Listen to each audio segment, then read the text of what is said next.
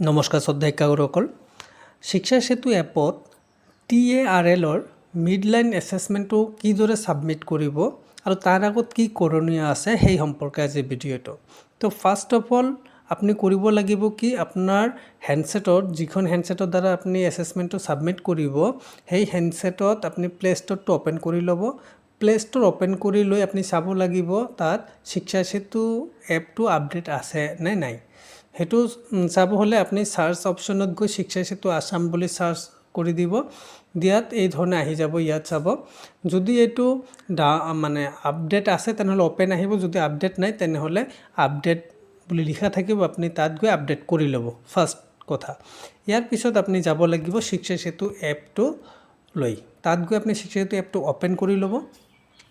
Open কৰাৰ পিছত আপোনাৰ কামটো ফাৰ্ষ্ট হ'ল যে ষ্টুডেণ্ট এনৰলমেণ্টত গৈ এবাৰ ডাটাটো যিটো তলপিনে যিটো ডাউনলোড এৰো মাৰ্ক হৈ আছে তাত এবাৰ টিপি দিব। যদি কোনো ডাটা মানে ডাউনলোড কৰিব লগা আছে, হ'ব লগা আছে, সেইটো হৈ যাব।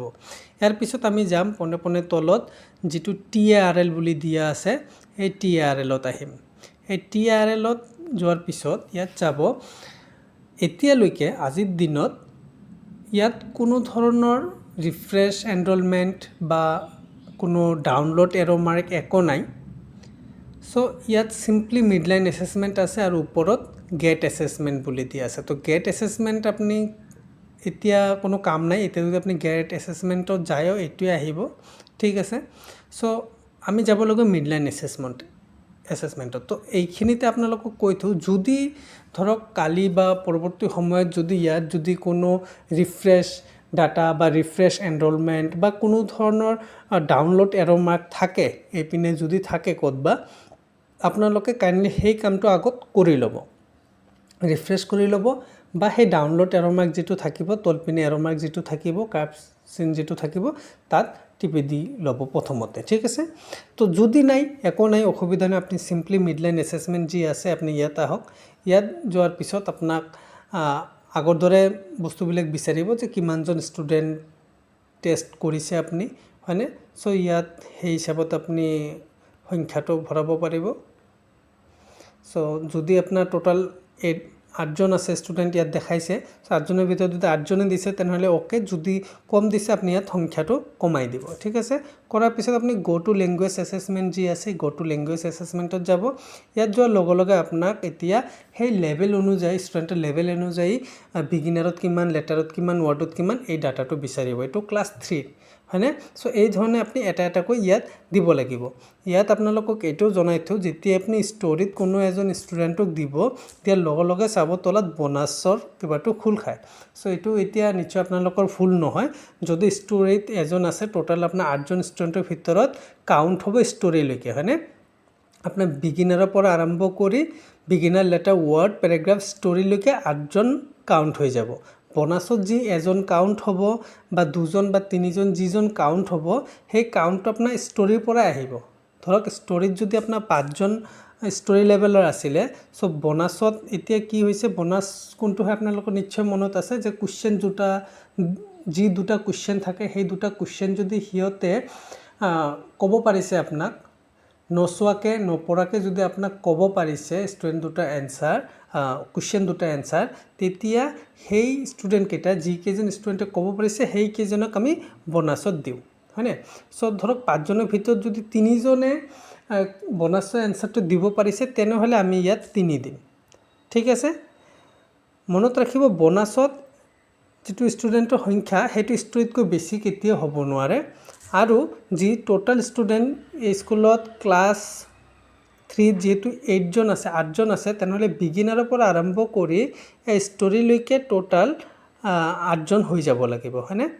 সেইমতে আপোনালোকে কিন্তু কামটো কৰিব লাগিব। চ' ধৰক এই স্কুলত বিগিনাৰত আপোনাৰ 2জন আছে, লেটাৰত আপোনাৰ 2জন আছে, ৱৰ্ডত আপোনাৰ 3জন আছে আৰু পেৰাগ্ৰাফত 1জন।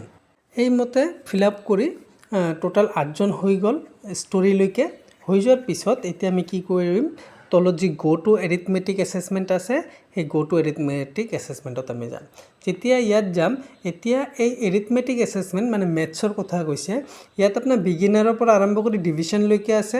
চ' বিগিনাৰৰ পৰা আৰম্ভ কৰি ডিভিশ্যনলৈকে টোটেল 8জন কাউণ্ট হৈ যাব লাগিব।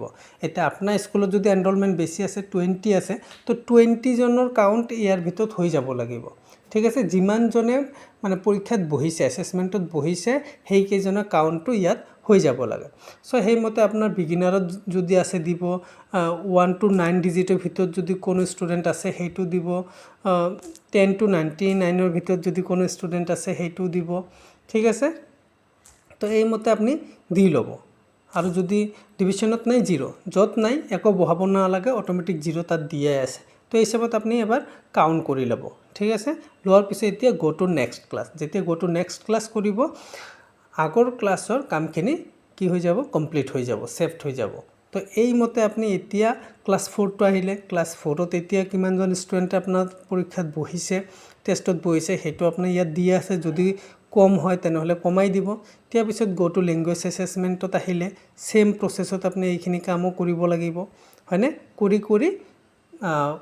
ক্লাছ 5ত আহিব। ক্লাছ 5ত অহাৰ পিছত আপোনাৰ ফাইনেল ছাবমিট অপশ্যনটো আহিব।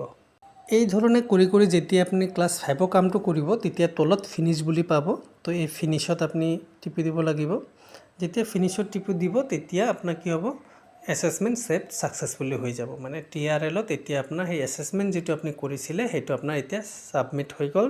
এতিয়া যদি আপুনি চাব বিচাৰে, এতিয়া চাব এই ধৰণে খোল খাইছে। গেট এছেছমেণ্টত যদি যায়, মিডলাইন এছেছমেণ্ট যি দি আছে ইয়াত টিপি দিলে এতিয়া আপুনি কি এছেছ কৰিছে ষ্টুডেণ্টক সেইটো আপুনি ইয়াত চাব পাৰিব। ঠিক আছে, আৰু যদি আপুনি কোনো ডাটা যদি আপোনাৰ ভুল হৈ যায়, যদি সেইটো আপুনি এডিট কৰিব বিচাৰে, তেনেহ'লে চাব মিডলাইন এছেছমেণ্টৰ তলত ভিউ আৰু এডিট আছে। সেই এডিটত গৈ আপুনি আকৌ সেই কামখিনি কৰি ল'ব পাৰিব ৰিপিট। ঠিক আছে, চ' যদি ভুল হৈ যায়, যদি আপুনি সেইটো কাৰেকশ্যন কৰিব বিচাৰে, এই এডিটত আহি সেইটো কাৰেকশ্যন কৰি ল'ব পাৰিব। আগৰ নিচিনাকৈ গৈ প্ৰচেছটো কৰি আপুনি কাৰেকশ্যনটো কৰি ল'ব পাৰিব। Thank U.